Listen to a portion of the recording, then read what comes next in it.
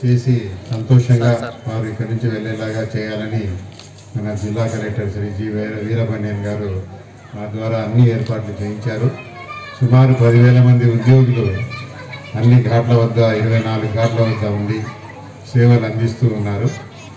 కాకపోతే మరి కరోనా నేపథ్యంలో మరి ఈ ప్రజా ఆరోగ్యాన్ని కూడా కాపాడాల్సిన అవసరం ఉంది కాబట్టి ప్రభుత్వం మనకు నదీ స్నానం చేయడానికి అనుమతించలేదు. సో ఇది మన కోసమే ఈ చర్య చేపట్టడం జరిగింది, మన ఆరోగ్యం కోసమే.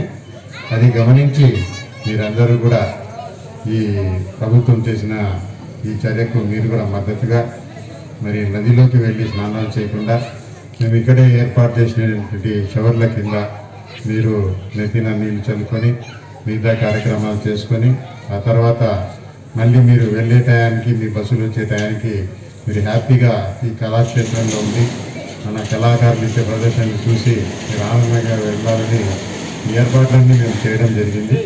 ఇక్కడ ఎంతోమంది చిన్నారులు అలాగే నిష్ణాతులు వివిధ కళారూపాల్లో నిష్ణాతులైన వారు వీళ్ళందరూ చక్కటి ప్రదర్శనలు ఇస్తున్నందుకు చాలా ఆనందంగా ఉంది.